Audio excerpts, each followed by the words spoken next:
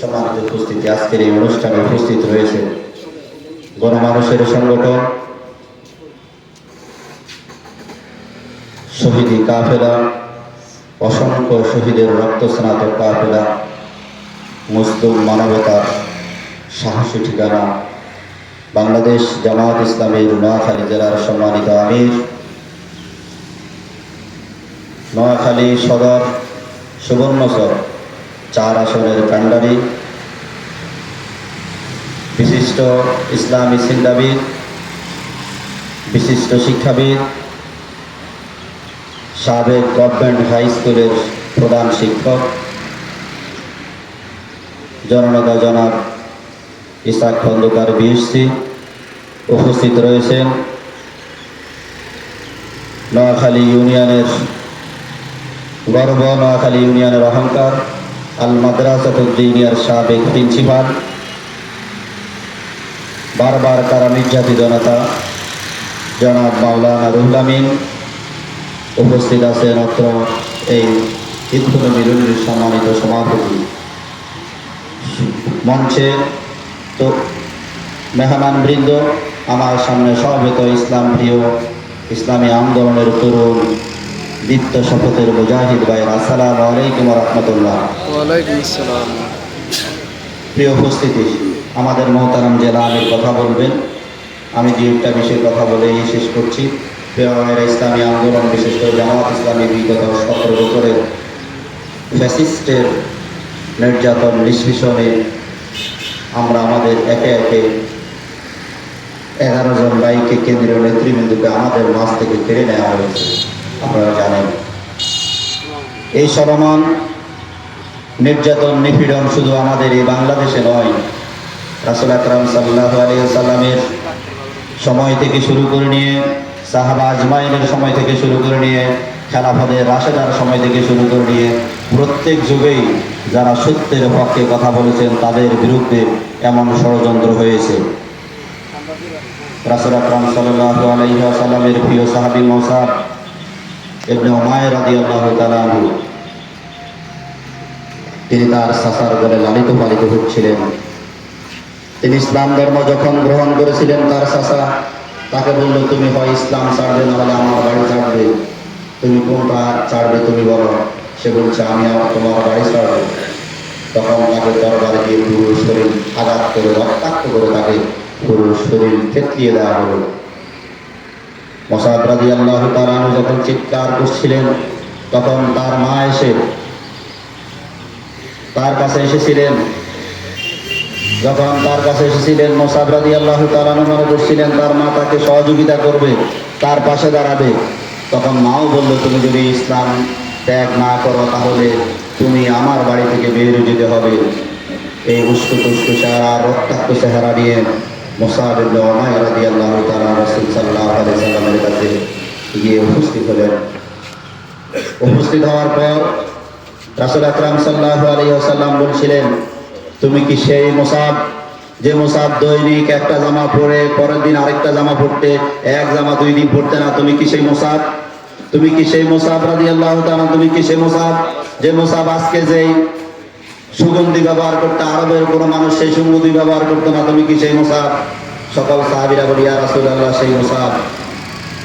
মুসাব রাদিয়াল্লাহু তাআলা সাল্লাল্লাহু আলাইহি ওয়াসাল্লাম যুদ্ধের ময়দানে যখন প্রেরণ করে দিলেন, উহুদের যুদ্ধের ময়দানে যখন প্রেরণ করে দিলেন, যুদ্ধের ময়দানে গিয়ে রাসূল আকরাম সাল্লাল্লাহু আলাইহি সাল্লামের চাচা হামজা রাদিয়াল্লাহু তাআলা আনহু সহকারে যখন যুদ্ধের ময়দানে ভূমিকা রাখছিলেন, তিনি যখন ইসলামের ঝান্ডাকে, এক হাতে ইসলামের ঝান্ডা, অপর হাতে তরবারি নিয়ে যুদ্ধের ময়দানে যখন আঘাতছিলেন, বাতিলের আঘাতে তার ডান হাতকে পবিত্র করে দেওয়া হলো। তখন তিনি বাম হাত দিয়ে ইসলামের ঝান্ডাকে উড্ডীন করে রাখলেন, তার বাতিলের আঘাতে তার বাম হাতকে করে দেওয়া হলো। মুসাব রাদিয়াল্লাহু তাআলা আনহু যখন যুদ্ধের শেষ হলো, মুসাব রাদিয়াল্লাহু তাআলা আনহু সেই লাশকে কফিনকে রাসূল সাল্লাল্লাহু আলাইহি ওয়াসাল্লাম নিজেই দাফনের জন্য ব্যবস্থা করলেন। কবরে নামলেন। কবরে নামার পর যখন তাকে যে কাপড় দিয়ে ঢাকা হয়েছিল, সেই কাপড়টার সামনে টানলে মাথা ডাকলে পা ঢাকা যায় না, পা ডাকলে মাথা ঢাকা যায় না। তখন রাসূলুল্লাহ সাল্লাল্লাহু আলাইহি ওয়াসাল্লাম চোখ থেকে ঝরঝর করে পানি পড়ছিলেন, বলছিলেন এই মুসাব তো অনেক ধন সম্পদের মালিক ছিল, এই মুসাব তো দুই জামা, আজকে যে জামা পড়তো কালকে সেই জামা পড়তো না, এই মুসাব তো আজকে যেই জুতা পায়ে দিত আগামীকাল সেই জুতা পায়ে দিতেন না, সেই মুসাব অসংখ্য ধন সম্পদের মালিক, আজকে সেই মুসাবটা আমরা মাটি দিতে গিয়ে তার পুরো শরীর ঢাকার মতো সেই কাপড় হচ্ছে না। প্রিয় ভাইরা, ইসলামী আন্দোলনের জন্য সাহাবা ইজমাইনদেরকে তাদেরকে বাড়ি ছাড়তে হয়েছে, তাদেরকে অর্থ করে ছাড়তে হয়েছে, তাদেরকে সকল কিছু ছেড়ে দিতে হয়েছে। এটি নতুন যুগের ইতিহাস নয়। সাইদ কুতুব শহীদ তিনি যখন মিশরের আবু নাসের যখন তার উপর নির্যাতন নিপীড়ন করছিল, ফি জিলালিল কারাফরাদে তাকে যখন কারারুদ্ধ করা হলো, কারাগারে কারারুদ্ধ করার পরে তাকে যখন কারাগারে ঢোকানোর পর তারা কুকুরকে, তাদের পোষা কুকুরকে, তার ক্ষুধার্ত কুকুরকে তার পিছনে লেগে দেওয়া হলো। একজনকে পাঠানো হলো যেই কুকুরের জন্য আর একটা কুকুর প্রেরণ করেছি, নাউজুবিল্লাহ, সেই কুকুরের সাথে কি ব্যবহার করছে কুকুর, তুমি দেখে আসো। আবু নাসের যখন যে দেখলেন যে প্রিয় শহীদ কুতুব শহীদ দাঁড়িয়ে আল্লাহ রাব্বুল আলামিনের দরবারে সিজদায় অবনত হচ্ছেন, সিজদায় অবনত আছেন, আর কুকুরগুলো বসে বসে সেই প্রিয় শহীদ কুতুবকে পাহারা দিচ্ছেন। প্রিয় ভাইরা, ইসলামী আন্দোলনের ইতিহাস এমনই। প্রিয় ভাইরা, তাকে কারারুদ্ধ করার পরে তার ফাঁসির রায় যখন গভর্নমেন্ট থেকে করা হলো, ফাঁসির মঞ্চ যখন তার রেডি প্রস্তুত হলো, সিদ্ধান্ত হলো তাকে ফাঁসি দেওয়া হবে, তখন তিনি তাকে কারার ইমাম গেলেন কালেমা পড়ানোর জন্য। কালেমা পড়ানোর জন্য যখন কারার ইমাম গেলেন, কারার ইমাম বলছিল আমি তোমাকে কালেমা পড়ানোর জন্য এসেছি, কিছুক্ষণ পরে তোমার ফাঁসি হবে, আমাকে পড়ানো হয়েছে, কত তুমি কি করো? তো আমি কারাগারে ইমামতি করি, আর কারো লোককে যখন ফাঁসি দেওয়া হয় তাকে তখন আমি কালেমা পড়াই। তখন সৈয়দ কুতুব বলছিলেন গভর্নমেন্ট তোমাকে কালেমা পড়ানোর জন্য তোমাকে বেতন দিচ্ছে, আর আমি কালেমার ব্যাখ্যা দেখার কারণে ফি জিলালিল কারাফরাদ আমাকে ফাঁসি দেওয়া হচ্ছে, সুতরাং তোমার কালেমা আমার কালেমার মাঝে পার্থক্য রয়েছে, এক কালেমায় রুটি রুজি আর এক কালেমায় ফাঁসি। প্রিয় ভাইয়েরা, এতে বোঝা যাচ্ছে সব কালেমা এক কালেমা নয়। প্রিয় ভাইয়েরা, শুধু তাই নয়, বাংলাদেশের ইতিহাসেও জুলুম নির্যাতন ইসলামী আন্দোলনের শেষ নেই। আমাদের সদর উপজেলা আমাদের এক ভাই রিয়াদ ভাই, আমজাদ হোসেন রিয়াদ ভাই, তিনিও জীবন্ত সহিত তার চোখ হারিয়েছিলেন। যখন তিনি একদিন সকালবেলা উজু করার জন্য উঠছিলেন, তার একটা চোখ সেই পুলিশের গুন্ডা বাহিনীর আঘাতে তার একটি চোখ চিরতরের জন্য শেষ হয়ে গেল। কৃত্রিম চোখ তাকে লাগিয়ে দেওয়া হলো। তখন তিনি যখন ফজরের সময় উঠে উজু করছিলেন আর কৃত্রিম চোখটাকে খুলে যখন টেবিলের উপর রাখছিলেন, তার ছোট্ট অবুঝ শিশুটা বাবার পিছনে পিছনে উঠে বাবার দিকে তাকে প্রশ্ন করে, বাবা তোমার চোখ তো তোমার এই জায়গায় থাকার কথা ছিল, তোমার চোখ টেবিলে কেন? সেদিন আমজাদ হোসেন রিয়াদ ভাই বলল, আমি আমার ছেলেকে আর কোনো জবাব দিতে পারি নাই, আমার চোখ এখান থেকে খুলে কেন টেবিলে রাখতে হলো? এভাবে করে অসংখ্য শহীদকে জীবন দিতে হলো। আমাদের প্রিয় হুসদান আহি ভাই লক্ষ্মীপুরের কৃতি সন্তান, লক্ষ্মীপুর কলেজের মেধাবী ছাত্র। অফিসে তাকে হামলা করার পরে তাকে হাসপাতালে ভর্তি করানো হলো। হাসপাতালে নিয়ে যখন ভর্তি করানো শেষ হলো, তখন তাকে ডাক্তার চিকিৎসা করে পুরো শরীর তাকে অসংখ্য সেলাই করে পুরো শরীর ব্যান্ডেজ করে তাকে ডাক্তার তখন হাসপাতালে বেড রেস্ট তাকে দিল, চিকিৎসা চলছিল। সকালবেলা হামলা হয়েছে, বিকালবেলা ওই হামলাকারী বাহিনী তাকে হামলা করে ক্লান্ত বানায় হাসপাতালে গিয়ে আবার হামলা চালিয়েছে। শুধু হামলা করে শেষ নয়, তার কফিনটাকে হাসপাতালের যে মাঠ আছে ওখানে নিয়ে আসলো। আসার পরে তার শরীরের যতগুলো ব্যান্ডেজ দেওয়া হয়েছে একটা একটা করে সবগুলো ব্যান্ডেজ টেনে টেনে তারা তুলে ফেলল। শুধু তাই নয়, ব্যান্ডেজগুলো তুলে নেওয়ার পর পরবর্তীতে তাকে যে সেলাইগুলো কাটা হয়েছে এক একটা করে সেলাই, সবগুলো সেলাই তাকে কাটিয়ে দেওয়া হয়েছে। কি নির্মম নির্যাতন! শুধু এখানে শেষ নয়, শাহাদাত এখনো নিশ্চিত হয় নাই, যার কারণে তাকে ওই হাসপাতালের পিছনে যে পুকুর আছে ওই পুকুরে তাকে ডুবিয়ে তারপরে শাহাদাত নিশ্চিত করে নর অফিসাররা ওখান থেকে বিদায় গ্রহণ করেছে। আমাদের প্রিয় আসগর আলী ভাই রাজশাহী বিশ্ববিদ্যালয়ের মেধাবী ছাত্র ছিলেন। সে আসগর আলী ভাই যখন ঈদের ছুটিতে বাড়িতে গিয়েছিলেন। ঈদের 2 দিন আগে পারিবারিক প্রয়োজনে তিনি স্বল্প বয়সে ছাত্র জীবনে বিয়ে করতে হয়েছে। বিয়ে করলেন। ঈদের 2 দিন আগে যখন বাড়িতে গেলেন, তার ছোট্ট একটা কন্যা সন্তান রয়েছে, তাকে বাবা বাবা করে জড়িয়ে ধরছিলেন।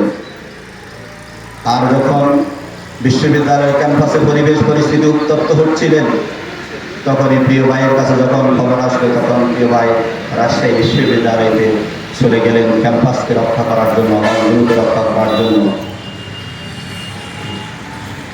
যখন তিনি বাইরে থেকে বের হচ্ছেন, তখন শিশুটা, তার মেয়েটা, ছোট্ট অবুঝ মেয়েটা ডেকে বলছে, আব্বা তুমি যখন বাড়িতে আসবে তখন ঈদ উদযাপন করার জন্য আমার জন্য একটা লাল জামা কিনে নিয়ে আসিও। অবুঝ মেয়েটা জানতো না তার বাবা যে আর ফিরে আসবে না, আমার জন্য তুমি আসতে একটা লাল জামা কিনে নিয়ে আসিও। এই কথা বলে তখন বাবা বিদায় নিল। বিদায় নেওয়ার পরে ওই বাবা মেয়ের জন্য লাল জামার পরিবর্তে লাল কফিন ওই মেয়ের জন্য প্রিয় ভাইয়েরা উপহার দিতে হলো। সে জালিমদের হাতে জুলুমের চাকরি সিজা হয়ে মেয়ের যখন বিয়ের বয়স উপনীত হলো, যখন বিয়ে হলো, তখন আমাদের সংগঠন ভাইদের পক্ষ থেকে তার জন্য একটা লাল শাড়ি উপহার দিয়েছিলেন। তখন মেয়েটা লাল শাড়িটা প্রত্যাখ্যান করে সেদিন বললেন, জবাব দিলেন, আমি তো আমার বাবাকে বলেছিলাম একটি লাল জামা আনার জন্য, আমার বাবা তো আমার জন্য লাল জামা আনতে পারে না। আমি সেদিন থেকে সিদ্ধান্ত গ্রহণ করেছি, আমি আর দুনিয়ার জীবনে বেঁচে থাকতে কখনো লাল জামা লাল স্বামী আমি পরবো না। আমার বাবার দেয়া লাল জামা আমার বাবা আমার জন্য জান্নাতে নিয়ে আসবে, আমার বাবা থেকে লাল জামা আমি জান্নাতে পরবো। আমি সে অপেক্ষায় রয়েছি প্রিয় ভাইয়েরা। এবার করে জুলুম নির্যাতন নিষ্পেষণ করে আমাদের একে একে আমাদের অসংখ্য ভাইকে শাহাদাত বরণ করতে হলো। আমাদের শাহাদাত বরণ করলেন প্রিয় ভাই রবিউল ইসলাম ভাই। রাজশাহী বিশ্ববিদ্যালয়ের মেধাবী ছাত্র ছিলেন রবিউল ইসলাম ভাই। যখন তিনি মাস্টার্স পরীক্ষা শেষ হয়েছে, সংগঠনের প্রয়োজনে দীর্ঘদিন বাড়িতে যেতে পারেন না, তিনি বাড়িতে যাবেন এমন মুহূর্তে তৎকালীন বিশ্ববিদ্যালয়ের সভাপতি ছিলেন মতিউর রহমান আকন ভাই। মতিউর রহমান আকন ভাইকে বলছিলেন, ভাই আমাকে বাড়িতে যেতে হবে, আমাকে ছুটির প্রয়োজন, মাস্টার্স পরীক্ষা শেষ হয়েছে, আমার বাবা নেই, আমার পরিবারে দেখাশোনার করার মতো কেউ নেই, আমাকে বাড়িতে যেতে হবে, আমাকে ছুটির প্রয়োজন। মতিউর রহমান আকন ভাই বলছিলেন, আগামী 2 দিন পর 6 ফেব্রুয়ারি প্রতিষ্ঠা বার্ষিকী পালন হবে বিশ্ববিদ্যালয়ের ক্যাম্পাসে, সুতরাং কোনো জনশক্তির ছুটি হবে না, তোমাকে বাড়িতে যাওয়া যাবে না। এই কথা বলেন নাই, আমাকে বাড়িতে যেতে হবে, দীর্ঘদিন আমাকে ছুটি দিচ্ছেন না, তিনি এই কথা বলেন নাই। তিনি বলছেন, আমাকে একটা কাগজ এবং কলম দিয়ে সহযোগিতা করেন। তাকে একটা কলম এবং কাগজ দেয়া হলো। তখন তিনি একটি চিঠি লিখলেন মায়ের কাছে, গো মা, তোমার হাতের বানানো পিঠে খাওয়ার কথা ছিল গো মা, আমি সংগঠনের প্রয়োজনে, আন্দোলনের প্রয়োজনে তোমার সাথে পিঠে খাওয়া খেতে পারছি না গো মা। আমার বাবা মৃত্যুর পরে তুমি মা এবং বাবার দুটো দায়িত্ব একসাথে পালন করেছো, আমাকে অনেক কষ্ট করে তুমি বিশ্ববিদ্যালয় পর্যন্ত পৌঁছিয়ে দিয়েছো মা গো। আমার যদি শাহাদাতের কোনো খবর শোনো, তুমি চোখের পানি ছেড়ে দিয়ে জান্নাতের পত্রে রুদ্ধ করবে না, আমার জন্য দোয়া করবে, তোমার সাথে আমার দেখা হবে জান্নাতের সিঁড়িতে। এই কথা বলে রবিউল ইসলামের মা একটু চিঠি লিখে প্রেরণ করে দিলেন তার মায়ের কাছে। আর মা শুয়ে শুয়ে রবিউলের হাত থেকে, ছেলের হাত থেকে আসা চিঠি পড়ছিলেন আর চিৎকার করে কান্না করছিলেন, তোরা রাজশাহী বিশ্ববিদ্যালয়কে খবর নেই। আমার মন বলছে আমার রবিউল বেঁচে নাই, আমার মন সাক্ষী দিচ্ছে আমার রবিউল শাহাদাত বরণ করেছে। কিছুক্ষণ পর রবিউলের লাশ বাড়িতে যখন চলে আসছিলেন, আর দুনিয়ার এলাকার সকল মানুষগুলো, সকল মহিলাগুলো, সকল ছেলে পুরুষ আবাল বৃদ্ধ বনিতা রবিউল এত ভালো ছিল, তার কফিন দেখার জন্য যখন আসছিলেন, সবাই তাকিয়ে আছে রবিউলের মায়ের দিকে, সবাই কান্নাকাটি, আকাশ বাতাস বাড়ি হয়ে উঠছে, আত্মনাদে মনে হয় যেন ওরা এক রাজ দরবারের কোনো কাউকে বিদায় দিচ্ছিলেন। তখন সবাই কান্নাকাটি শুরু করছিলেন, রবিউলের মার কোনো সুখের পানি নেই। প্রশ্ন করা হলো, ছাত্র শিবিরের মায়েরা গিয়ে মায়ের কাছে পাশে গিয়ে বসলো, মা গো, তোমার ছেলের শাহাদাত বরণ করেছে, সকল মানুষগুলো কাঁদছে, তুমি কাঁদছো না কেন? তখন সেদিন রবিউল মা জবাব দিয়েছিল, বাবারা, আমার ছেলে রবিউল আমার কাছে চিঠি প্রেরণ করেছে, রবিউল আমার চিঠিতে লিখেছে, মাগো তুমি চোখের পানি ছেড়ে দিয়ে জান্নাতের পথ রুদ্ধ করবে না, আমি রবিউলের সাথে জান্নাতের সিঁড়িতে গিয়ে একসাথে মোলাকাত করবো আর ওখানে কান্না করব, আমি এখন আর কাঁদবো না। এই আন্দোলনের জন্য এভাবে অসংখ্য বাড়িতে জীবন দিয়ে এই আন্দোলন এই জায়গায় এসেছে। এই জন্য এখন আমাদেরকে সিদ্ধান্ত গ্রহণ করতে হবে। আজকে মুসলিম মানবতা নির্যাতিত নিপীড়িত মানুষগুলো আজকে নিপীড়িত হচ্ছে, নির্যাতিত হচ্ছে। এই মানুষগুলোকে উত্তরণ করার জন্য প্রত্যেক জায়গায় জায়গায় আমাদেরকে দাওয়াতি কাজ আমাদেরকে নিশ্চিত করতে হবে। এই অসংখ্য শহীদের রেখে যাওয়া কাজ, অসংখ্য শহীদের রেখে যাওয়া কাজকে আমাদেরকে সমাপ্ত করতে হবে। আমাদের এই সদর সুবর্ণচরের প্রত্যেক আনাচে কানাচে আমাদেরকে মানুষের কাছে দ্বীনের দাওয়াত আমাদেরকে পৌঁছে দিতে হবে। এখন অসংখ্য নারী পুরুষ অসহায় মানুষ চিৎকার করে বলছেন, وما لكم لا تقاتلون في سبيل الله والمستضعفين من الرجال والنساء والولدان الذين يقاتلون ربنا أخرجنا من هذه القرية الظالمة أهلها واجعل لنا من لدنك وليا واجعل لنا من لدنك نصيرا। আজকে অসহায় বঞ্চিত নারী পুরুষ চিৎকার করে বলছে, আল্লাহ রাব্বুল আলামিন আমাদের জন্য একজন অভিভাবক, একজন ওলি, একজন নাসির, সাহায্যকারী পাঠাও, আমাদেরকে এখান থেকে উত্তরণ করো। আজকে সেই মানুষগুলোর ডাকে আমাদেরকে সাড়া দিতে হবে। এই অবহেলিত, বঞ্চিত, দিশেহারা মানুষগুলোর আত্মনাদকে আমাদেরকে সমর্থন করে, তাদের আত্মনাদের দিকে লক্ষ্য করে আমাদেরকে প্রত্যেক মানুষের কাছে দ্বীনের দাওয়াত পৌঁছে দিতে হবে। প্রত্যেক মানুষের কাছে আমাদের প্রিয় রাহবার নোয়াখালী শাহর আসনের সংগঠন থেকে যাকে নমুনি দেওয়া হলো, উনি সকল মানুষের কাছে যাওয়ার হয়তো সুযোগ হবে না। আমাদেরকে প্রত্যেক মানুষের কাছে কাছে গিয়ে দাঁড়ে দাঁড়িয়ে গিয়ে দ্বীনের দাওয়াত পৌঁছে দিতে হবে এবং আমাদের এসআইফ খন্দকার ভাইয়ের সালাম আমাদেরকে পৌঁছে দিতে হবে। আমরা কি দায়িত্ব গ্রহণ করতে পারবো? ইনশাআল্লাহ, ইনশাআল্লাহ। আল্লাহ আমাদেরকে দায়িত্ব যথাযথভাবে পালন করার তৌফিক দান করুন। আগামী দিন হবে ইসলামের দিন, আগামী দিন আগামীর বাংলাদেশ হবে ইসলামের বাংলাদেশ, আগামীর বাংলাদেশ হবে শোষণ মুক্ত, দুর্নীতি মুক্ত একটি নতুন বাংলাদেশ। আমরা আর চাই না জুলুম, নির্যাতন, নিষ্পেষণের বাংলাদেশ আমরা চাই না। আমরা আগামী দিনের বাংলাদেশ চাই, একটি সুন্দর সোনালী বাংলাদেশ। সেই বাংলাদেশকে গঠন করার জন্য যদি আরেকবার ২৪ জুলাই আমাদেরকে উদযাপন করতে হয়, আরেকটি জুলাইয়ের যদি প্রয়োজন হয়, আরো যদি আমাদেরকে রক্ত দিতে হয়, আমরা কি সেই রক্তের জন্য কি আমরা ময়দানে প্রস্তুত আছি কিনা? আল্লাহু আকবার, আল্লাহু আকবার। সম্মানিত উপস্থিতি, প্রিয় ভাইয়েরা, আগামী ১১ তারিখ থেকে সংগঠনের পক্ষ থেকে আমাদের দাওয়াতি অভিযান ঘোষণা করা হয়েছে। ১১ এপ্রিল থেকে আমাদের দাওয়াতি অভিযান চলবে।